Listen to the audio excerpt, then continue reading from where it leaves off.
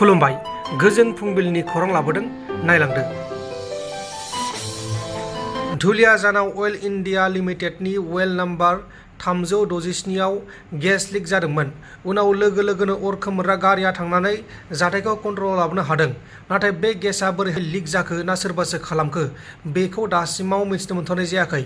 दा बे जाथायनि सायाव इनभेस्टिगेसन खालामनाया सोलिगासिनो दङ। बारग' NLFBफोरनो 2 लाख रांनि चेक राननानै होबाय। गुवाहाटी नोगोरमानि सिङाव थानाय पान्जाबारियाव आसाम सोरखारनि नखर बिफान राजखान्थि बिफाननि बानजायनायाव बारग' NLFB केडारफोरनो 2 लाख रांनि अनसुंथाइखौ राननानै होनाय जाबाय।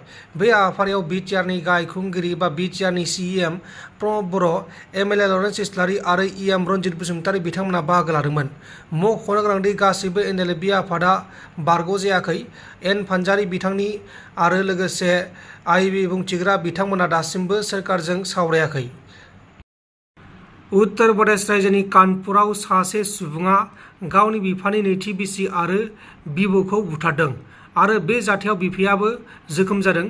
फिसाज्लाया गावनि बिफाया नैथि बिसिजों थानायखौ सहायनो हायामोन बा मोजां मोनाखैमोन, बेनिखायनो बे जाथायखौ खालामहैदों। जाथायखौ खालामनाय फिसाज्लानि मुङा जाबाय ललित, 42 बोसोर बैसोनि आरो जाथायखौ खालामनाय समाव ललितनि फंबाय आक्सादाबो दंमोन। उनाव पुलिसआ गासैबो जाथायखौ खौरां मोननानै जाथायाव लोब्बा थानाय ललित आरो आक्सादखौबो एरेस्ट खालामनाय जादों। बुथारजानाय बिबौ आरो नैथि बिसिनि मुङा जाबाय राम प्रकाश द्विवेदी, 82 बोसोर बैसोनि आरो खुशबु, 30 बोसोर बैसोनि। गुबुन जोखोम जानाय बिफानि मुङा जाबाय बिमल, 63 बोसोर बैसोनि। बिमल आरो खुशबुजों जमा थालायगासिनो दंमोन, बेनिखायनो ललितआ सहायनो हायाखैमोन आरो बेनिखायनो बे जाथायखौ खालामदोंमोन। बङाइगाव जिल्लानि सिङाव थानाय मानिकपुर ब्लक डेभेलपमेन्टनि BDOआ सोरखारि न' रानना होनायनि जाहोनाव खामानिखौ नेमखान्थि बायदियै मावना होयैनि उल्था-पाल्था खालामना होनायनि जाहोनाव साख्रिनिफ्राय सासपेन्ड खालामजादों। सासपेन्ड खालामजानाय BDOनि मुङा जाबाय मन्जुश्री घोष। त्रिपुरा पुलिसआ त्रिपुरानिफ्राय गुबुन रायजोआव बा बिहाराव गान्जा साप्लाय हरनो नाजानायनि जाहोनाव 2 आइजोखौ उदाङै एरेस्ट खालामदों। 2 आइजोखौ धर्मनगरनि ISBDनिफ्राय एरेस्ट खालामदों। हमजानाय 2 आइजोनि मुङा जाबाय बिशाखा देवी, 35 बोसोर बैसोनि आरो रीना देवी, 35 बोसोर बैसोनि। राजस्थान रायजोनि डुंगारपुर मेडिकेल कलेजनि हस्टेलनि 3 थाला बिल्डिंनिफ्राय बारजुमनानै सासे MBBS फरायबाय थानाय फरायसाया गावनि बेसेन गोसा जिउखौ गावनो फोजोबदों।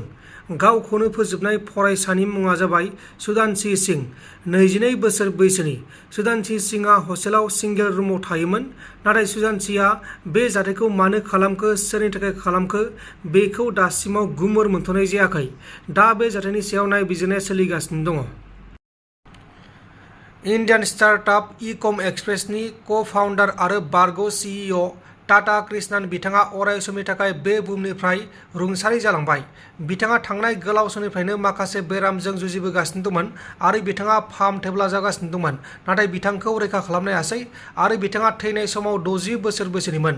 लोगोसे बिथाङा गावनि बिसि आरो गथ'-गथायजों थायोमोन। गुवाहाटी पुलिसनि मोनसे हानजाया लालमाटिनिफ्राय गंसे ट्राकखौ गोख्रों सिग्रोमनानै आयेननि बेरेखा लांबाय थानाय 16 मोसौफोरखौ हमनायजों लोगोसे जाथायाव लोब्बा थानाय 2 मोसौ फालांगिरि दायनिगिरिखौ एरेस्ट खालामदों। हमजानाय दायनिगिरि मोसौ फालांगिरिफोरनि मुङा जाबाय मोहम्मद बाहरुल इस्लाम आरो रौफुल आहमेद, सानैबो मरिगावनि थागिबि आरो बिसोर मोसौफोरखौ मेघालया फारसे लांनो नाजादोंमोन, नाथाय लांनो हायासै। पुलिसनि गोख्रों सिग्रामनायाव हमजाबाय। नोंथांमोन दिनैनि खौरांफोरा बेखिनिल'मोन। बेखिनिसिम नायनायनि थाखाय नोंथांमोननिसिम रोजा रोजा साबायखर। गोजोन्थों। एसेनोसै। जय बर' हारिनि।